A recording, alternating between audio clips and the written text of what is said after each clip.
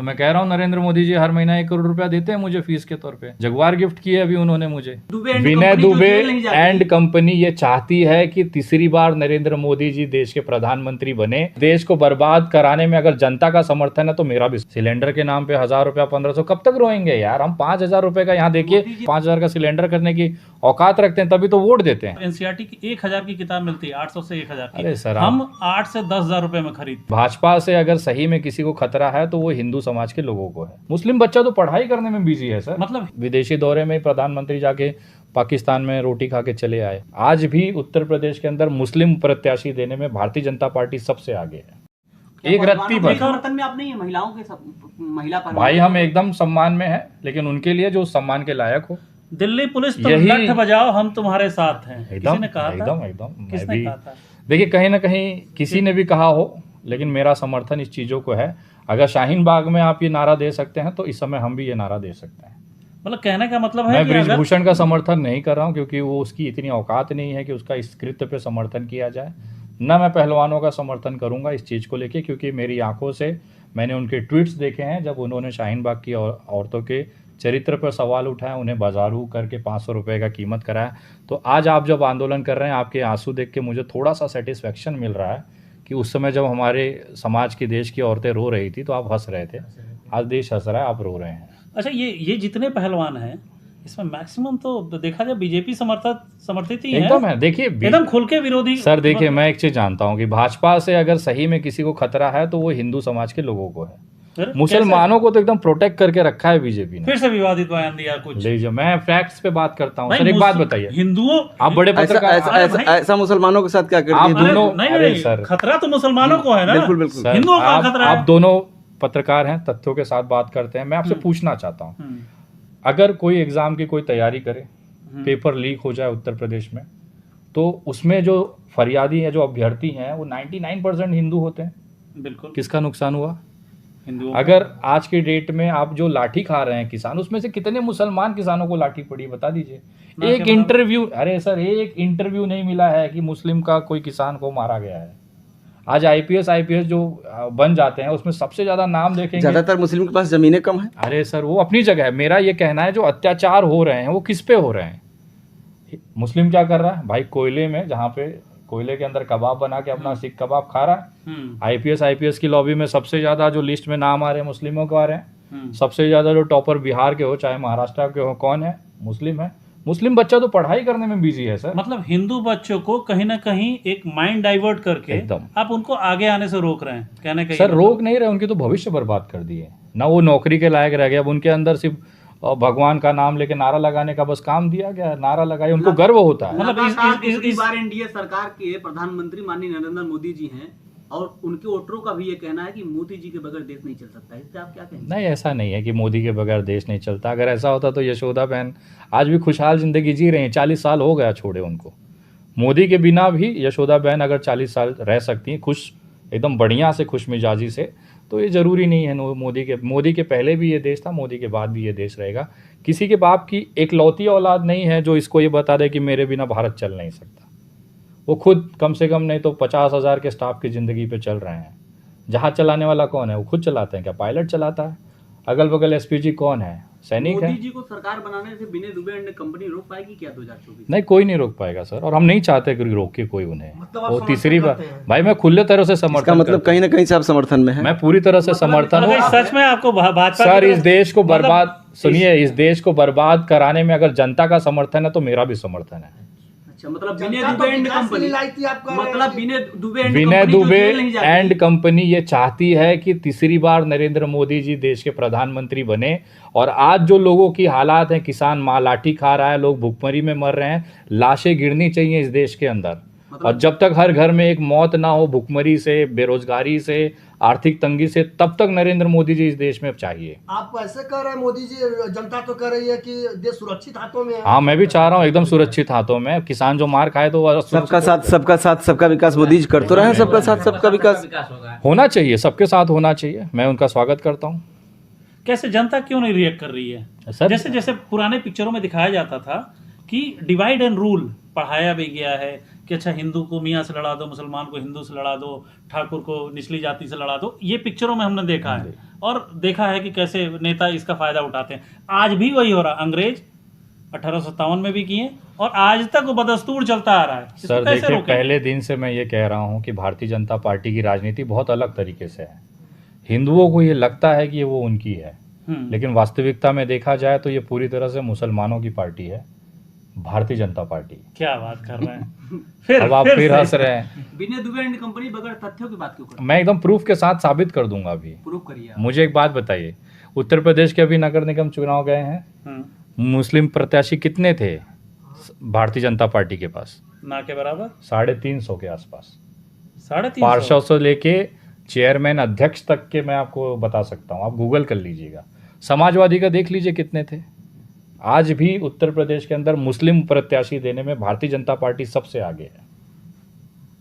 आपने तथ्य मांगा, तथ्य मांगा था। हो रहा है ना, इसका सब प्रूफ, प्रसार, इसका सबका इसको विकास। प्रूफ करें ना आप। मैं प्रूफ कर रहा हूँ, गूगल कर लीजिए। बता रहे हैं, हम अभी मान लाइए लिए। मोबाइल, अभी दिखा ठीक दें। है, हम तो मान लिए। मैं आपको बता रहा हूँ, थोड़ी देर में देख लेंगे हम लोग। आप भी जो दर्शक देख रहे हैं गूगल करिएगा, मेरी बात पे एकदम ब्लाइंड विश्वास मत करिए। गूगल करने के बाद आइए और वीडियो देखिए उसके आगे। मैं आपको बता रहा हूँ, सबसे ज्यादा मुस्लिम प्रत्याशी अगर किसी ने दिया है तो यहाँ के भारतीय जनता पार्टी की सरकार ने दिया। लेकिन वही भारतीय जनता पार्टी के लोग प्रोपेगेंडा करते हैं कि मुस्लिमों को टिकट नहीं दिया जाता, और कहीं कहीं ये लाइमलाइट में आता भी नहीं। ऐसा नहीं है, ऐसा नहीं, टिकट नहीं दिया जाता ये बात गलत है। लोकसभा में भी अभी आप देखेंगे बहुत सारे मुस्लिम पर दिया जाएगा।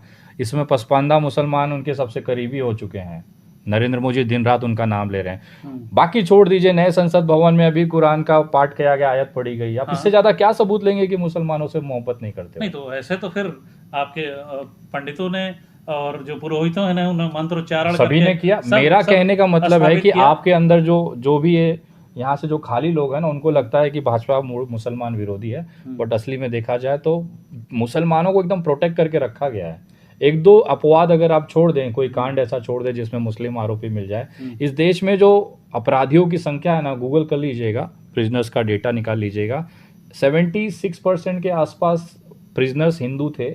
उनका आंकड़ा लगभग 80% पहुंच गया है। हिंदू प्रिजनर्स बड़े हैं, मतलब जेलों में जो कैदी हैं हिंदुओं की संख्या बड़ी है। तो मुसलमानों पे अपराध भी तो ज्यादा कर रहे हैं सर इसलिए किसी भी अपराध में जाए, शायद- देखिए मैं अपराध की श्रेणी नहीं गिना सकता, लेकिन जो डेटा ऑन रिकॉर्ड जो भारत सरकार जारी करती है उसके आधार पे बात कर रहा हूँ।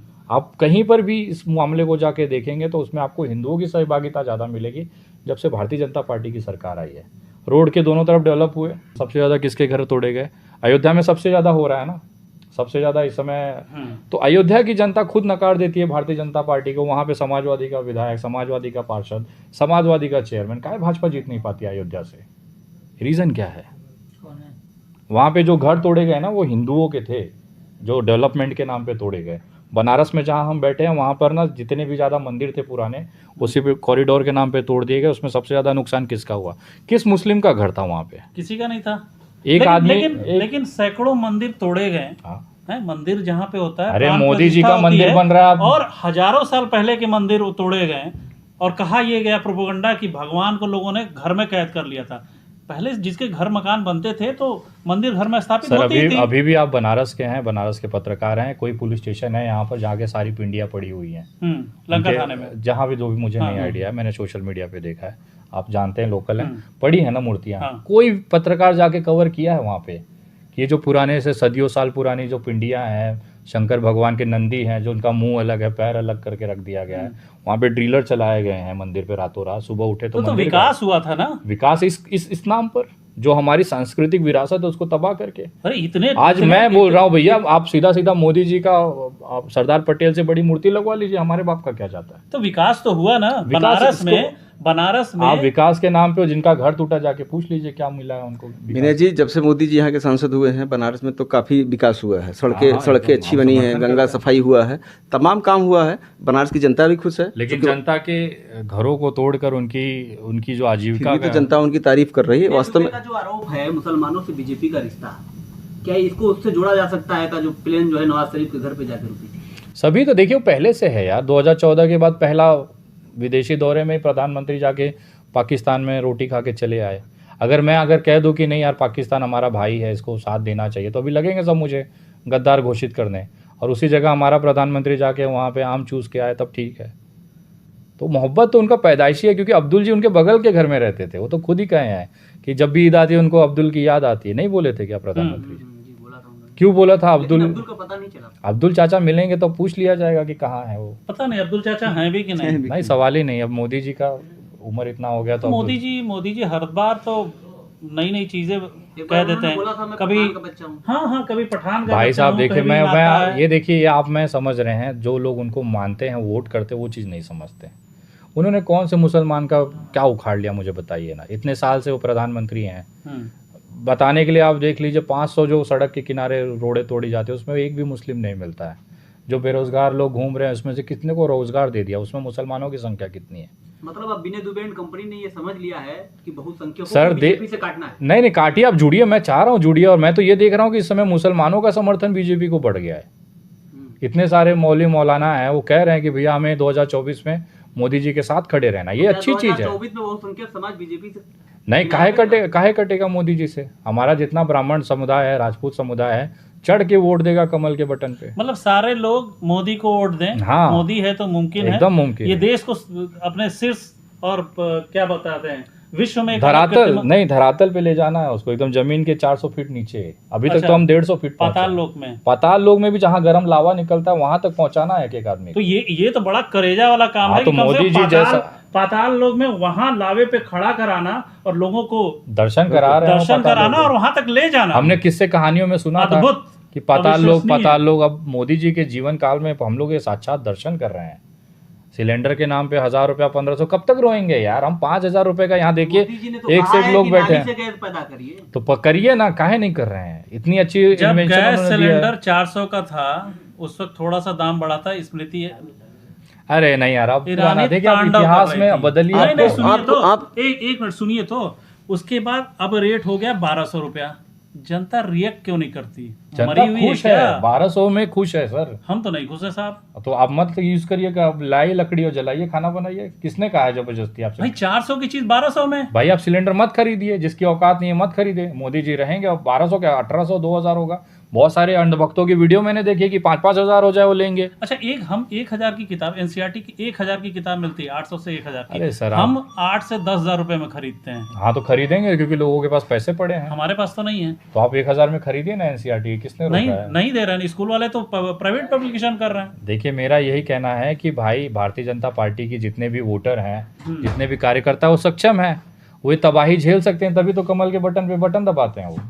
वो तबाही झेलने की ताकत रखते हैं, 5,000 का सिलेंडर करने की औकात रखते हैं, तभी तो वोट देते हैं। भारतीय जनता से क्या कहेंगे? जो हमारी जनता है, आप ऐसे ही मोदी जी को जिताते रहिए, बर्बाद होते रहिए। 5,000 का 20,000 का सिलेंडर खरीदिए, बेटे को हॉस्पिटल में कर्जा इलाज कराने के लिए गहने गिरवी रखिए, घर बेचिए। चुना भी तो आप ही ने है। विनय दुबे आज जगुआर पहुंच गया, आप लोग अभी 1000 के सिलेंडर पे पहुंचे। विपक्ष में होना देखा कितना फायदेमंद होता है। तो आपको तो फंडिंग हो रही है भैया। तो मैं कह रहा हूँ, नरेंद्र मोदी जी हर महीना 1 करोड़ रुपया देते हैं मुझे फीस के तौर पे। जगुआर गिफ्ट किए अभी उन्होंने मुझे। अरे तुम्हें ये बेवकूफ जो लोग हैं, वोट देके इनको कुछ घंटा मिलता नहीं, हाथ में कटोरा आ गया। विपक्ष में रहने का यही तो फायदा है। आपसे सीखें, सिर्फ अंधभक्त बनने की जरूरत नहीं है। अरे यार, ये पागल है। देखिए, हमें चाहिए होते हैं युद्ध में शहीद होने वाले सैनिक। ये जो लोग आज उनका समर्थन कर रहे हैं, ये शहीद होने सैनिक हैं। हम लोग तो बोलते हैं ना कि सेनापति, हम लोग तो पीछे बैठ के भाई मार के एक देखा जाए। मरने वाले कटने वाले तो आगे की जनता तो मरे। जब से मोदी जी यहाँ से चुनाव जीते हैं बनारस से, बनारस तो विकास की तरफ बढ़ रहा है, लेकिन आपको ये बात हजम नहीं होती, क्या है? नहीं, बहुत अच्छा है। मैं जब आता हूँ तो बहुत अच्छा लगता है। बिहार में मेरी पुरानी जो मंदिरें हैं वो दिखती नहीं है, खुली सड़कें हैं, एकदम पूरा मंदिर को पाट दिया गया है। इससे अच्छा एक हिंदू ब्राह्मण के लिए गर्व का विषय क्या होगा? जो 400 पुराने मंदिर थे अब नहीं दिख रहे हैं भैया, उसके सामने कॉरिडोर पे लाइटिंग दिख रही है।